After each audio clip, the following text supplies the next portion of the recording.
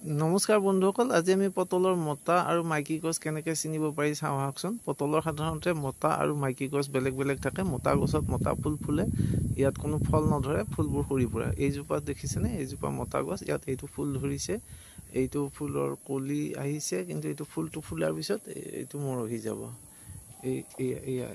এনেকৈ ফুলটো সৰি পৰিব। ইয়াৰ পাতবিলাক সাধাৰণতে থুপুকা টাইপৰ হয় মতা গছৰ, কিন্তু মতা গছৰ এইকাৰণে প্ৰয়োজন যে মতা ফুলৰ পৰা পৰাগ সংযোগ হৈ মাইকী গছত পৰিব লাগিব। মাইকী গছৰ ফুলত যেতিয়া পৰাগ সংযোগ হ'ব তেতিয়াহে মাইকী গছৰ ফুলটোত ফল ধৰিব। এইজোপা চাওক, এইজোপা মাইকী গছ, ইয়াৰ পাতটো অলপ দীঘলীয়া হয়, ইয়াত ফল আৰু ফুল দুটাই ধৰিব।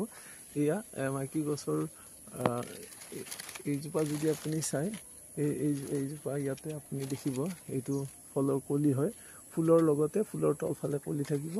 আৰু মতা গছৰ ফুলৰ পৰা যেতিয়া মাইকী গছৰ ফুলত পৰাগ সংযোগ হ'ব তেতিয়া ফল ধৰিব। এইজোপা মাইকী গছৰ পাত চাওক, এয়া পাতটো দীঘলীয়া হয়, এয়া পাতটো দীঘলীয়া হয়, এয়া চাওক, এয়া ফুল ধৰিছে। ফুলটো ওপৰৰ ফুলটো যেতিয়া মৰহি যাব, তলৰ ফলটো ডাঙৰ হৈ আহিব। গতিকে এইকাৰণে মতা আৰু মাইকী গছ দুজোপাই লাগে আপোনাৰ বাৰীখনত।